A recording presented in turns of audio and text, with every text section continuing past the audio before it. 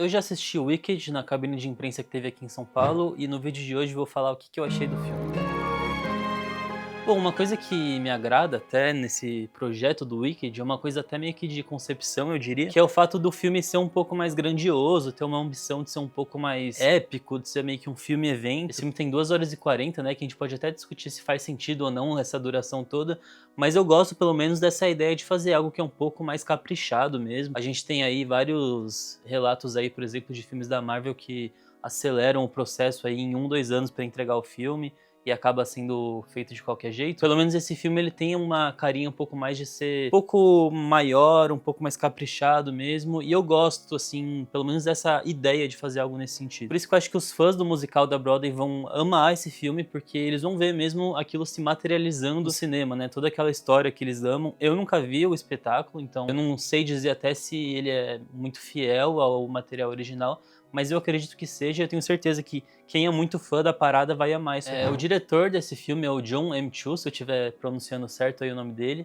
Ele é um cara que veio da comédia e faz sentido essa escolha, porque o Wicked ele funciona meio que como uma releitura até do Mágico de Oz, porque ele vai contar, assim, essa história não dita sobre a bruxa amada Oeste, né, meio que a origem dela, e dentro desse desenvolvimento ele vai desafiar as noções de bem e mal do maniqueísmo do Mágico de Oz, né? Então ele vai explorar como que a população de Oz é meio alienada, como que eles são muito manipulados ali pelo sistema no geral, e vai explorar as possibilidades de humor nesse sentido. Inclusive o filme vai ter uns comentários muito políticos sobre fascismo e até racismo principalmente, e o cineasta ele vai explorar justamente como que esses personagens são meio fora da realidade.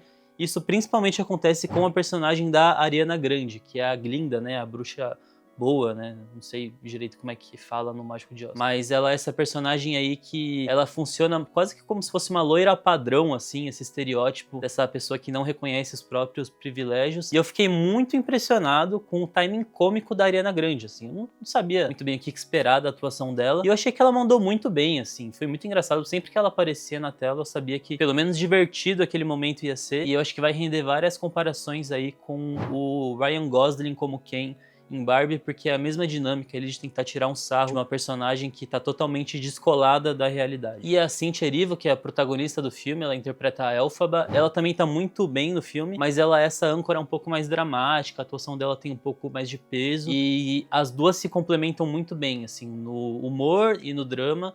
Eu acho que é uma dupla ali quase que ideal para esse filme.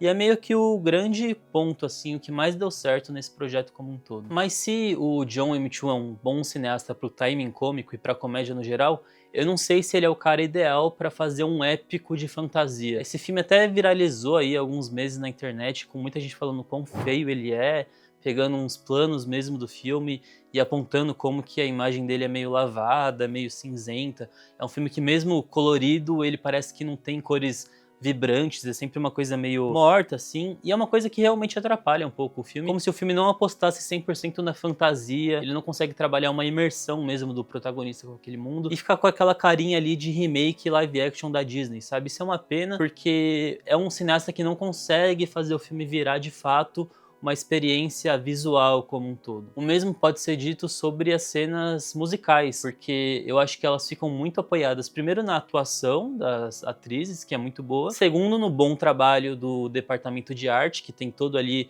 um detalhe muito grande daquele universo, realmente o sentido técnico é muito bom. E terceiro, nas próprias músicas mesmo, que eu acredito que sejam as músicas do espetáculo da Broadway, mas aí eu não tenho certeza também. Mas o diretor ele fica muito preso numa abordagem mais pragmática, assim, ele filma o rosto das personagens, aí depois ele abre o plano pra você ver aquele cenário, e não parece que ele tá articulando exatamente nada ali, não são cenas que impressionam pelo trabalho do cineasta, sim por aspectos técnicos mais isolados ali da cena. E acho que não só as cenas musicais caem numa dinâmica um pouco pragmática, como o filme inteiro, né? E aí a gente tem que entrar um pouco sobre a duração aí de 2 horas e 40. Eu acho que assim, o musical, pelo menos quando é um musical mais clássico, como é esse aqui, ele já é um pouco expositivo por natureza, né? Você vai ter personagens literalmente cantando o que elas estão sentindo e repetindo o que poderia ser dito ali numa sutileza ou no não dito, né? Mas tudo bem, assim, mas eu acho que dentro de uma dinâmica de 2 horas e 40, o filme acaba ficando, assim, bem cansativo, bem repetitivo. Até as coisas legais que ele tem, como eu já falei, essa dinâmica de humor envolvendo a Ariana Grande, ele repete aquilo exaustivamente até aquilo perder um pouco a graça. E ele tira um pouco a capacidade daquelas atrizes de comunicarem com algum gesto ou com alguma sutileza na atuação, porque ele fica repetindo as mesmas coisas, os mesmos temas o tempo todo. Eu até acho que essa duração, assim, principalmente no final, ela tem alguma força dramática. A cena final do filme, por exemplo, ela tem um aspecto um pouco mais épico, é uma catarse ali da personagem, é um momento onde ela encontra uma identidade e o filme repete aquilo e entra uma música e ele repete de novo. E eu até gosto dessa dinâmica de você dar uma martelada, o filme acaba ganhando alguma potência dramática com isso, que lembra mais um melodrama e tal, e um musical mais clássico, mas eu acho que dentro da duração inteira o filme acaba entrando num artifício ali meio repetitivo, e pra mim deu a impressão de que se esse filme, esse projeto, né, do Wicked fosse um filme só, seria bem melhor, assim, porque daí o filme conseguiria ser o clássico musical de fantasia que ele aspira a ser, e não cairia numa dinâmica meio repetitiva o tempo todo. Mas pra mim a impressão que dá é que o Wicked fica um pouco perdido nessa comédia bem atual, de comentários políticos mais afiados, e esse drama épico de fantasia, só que o cineasta do filme ele tá muito mais interessado, ele tem uma mão muito melhor pra comédia do que pra fantasia. Então acho que é um filme que sofre um pouco assim dessa crise de identidade, digamos assim, mas nem por isso é impossível você não curtir alguns aspectos isolados dele, como as atuações, como eu falei, os aspectos técnicos e até o próprio fato de você entrar num mundo novo, um mundo diferente, fantástico, principalmente como é o caso desse filme quando ele é feito com tanto capricho assim pelos departamentos de arte do filme. Então é por isso que eu vou dar 3 estrelas pra Wicked. Eu gostei até do filme. E bom, se você já viu, deixa aí nos comentários o que você achou. E se você não viu ainda, me fala qual que é a sua expectativa aí. Não esquece de dar um like, se inscrever e valeu!